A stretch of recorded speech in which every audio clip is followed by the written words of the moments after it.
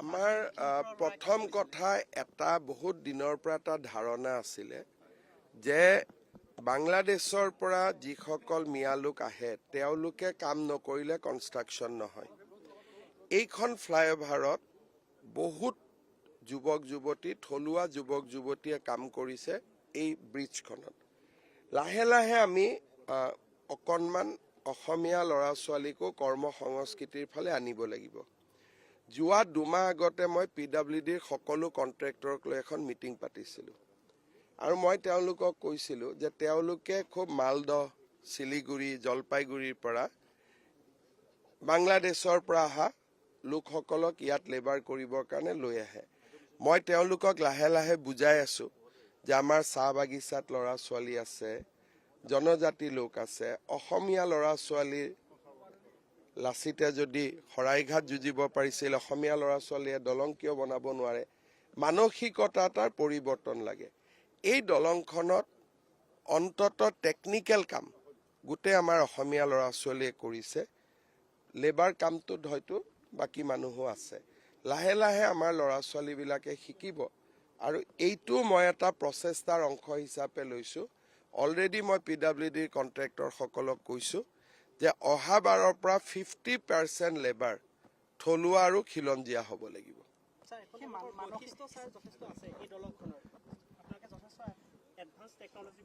এই দলংখনত গোটেই ইয়াক কয় কি যে প্ৰথম এখন ছয়লেনযুক্ত দলং আৰু গুৱাহাটীৰ ব্যস্ত পথ এটাত, যিটো আমাৰ MG ৰুট বুলি কওঁ, যিটো আমাৰ একেবাৰে এয়াৰপৰ্টৰ পৰা আহি ভৰলু, হাইকোৰ্ট, এই ব্যস্ত ৰুটটোত দলংখনে সংযোগ কৰিব।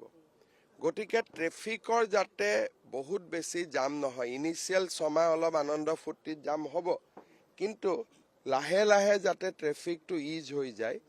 ইয়াতে আমাৰ বহুখিনি সংযোগী কানেক্টেড, ইয়াত সৰু সৰু এলিভেটেড কৰিডৰ বনোৱা হৈছে। এতিয়া আপোনালোকে ভৰলুতে দেখিব 2টা কৰিডৰ সম্পূৰ্ণ হৈছে। এই দলংখনক কয় এক্সট্ৰা ড'জ। তাৰমানে ইয়াৰ পিলাৰবিলাকে, পাইলবিলাকে যিমান ইয়াৰ ৱেট লৈছে, ষ্টীলৰ যিখিনি আপোনালোকে ইয়াত কাম কৰিছে দেখিছে, সেই ষ্টীলতো তাৰ লোডটো ডিষ্ট্ৰিবিউট হৈছে। গতিকে দলংখন ইয়াক এটা ইঞ্জিনিয়াৰিং যিটো কৌশল, সেইটো অত্যন্ত আধুনিক। ভাৰতত এক্সট্ৰা ড'জ ব্ৰিজ আমি বনোৱাৰ সময়ত 2-3খনে আছিল, এতিয়া অলপ অলপ বাঢ়িছে। পলাশবাৰী আৰু শুৱালকুছিৰ ব্ৰিজখনো এক্সট্ৰা ড'জ। গতিকে আমাৰ ইয়াত ব্ৰিজ নিৰ্মাণৰ খুব আধুনিক টেকনলজি আমি ব্যৱহাৰ কৰিছোঁ।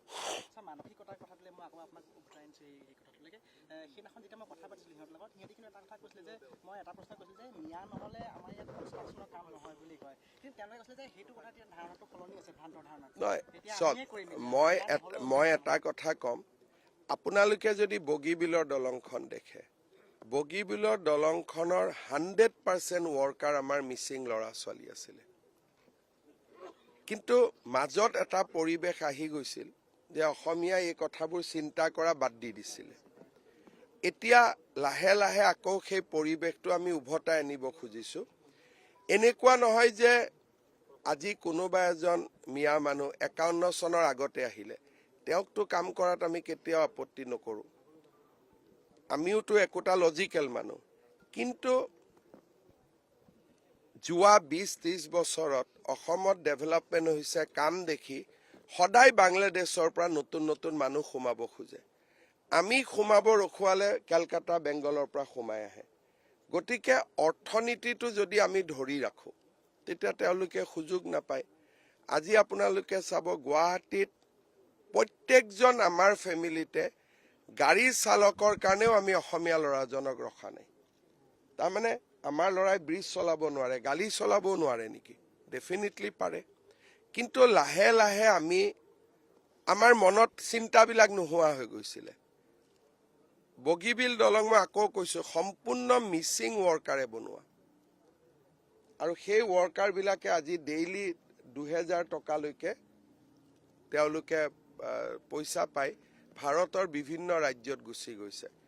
জাগিৰোডত যি ছেমি কণ্ডাক্টৰ উদ্যোগ হৈ আছে তাতে বহুত অসমীয়া লেবাৰে কাম কৰি আছে, বহুত লেবাৰ উভতি আহিছে। গতিকে মোৰ এটা লক্ষ্য আছিল যে ইনফ্ৰাষ্ট্ৰাকচাৰৰ লগে লগে জাতিটোৰ অৰ্থনৈতিক মেৰুদণ্ডও সুদৃঢ় কৰা। সেইকাৰণে কেমেৰাৰ সন্মুখত নহয়, কেমেৰাৰ পৰা দূৰত যোৱা 1.5-2 মাহ আগতে মই PWDৰ সকলো কণ্ট্ৰেক্টৰক মাতি আনিছিলোঁ যে আপোনালোকে লাহে লাহে পৰিৱেশটো সলনি কৰক, নহ'লে মাজুলীত কাম এটা কৰিবৰ কাৰণেও ধুবুৰীৰ পৰা লেবাৰ লৈ যায়। মাজুলীৰ স্থানীয় ল'ৰাই সুযোগ পাব লাগে, বুজাব লাগে, ট্ৰেইনিং কৰিব লাগে। এই দিশবিলাকতো আমি ডেফিনেটলি চকু দি আছোঁ আৰু যিমানটো পাৰে বা পৰা যায় আমি ডেফিনেটলি কৰিব চেষ্টা কৰি আছোঁ।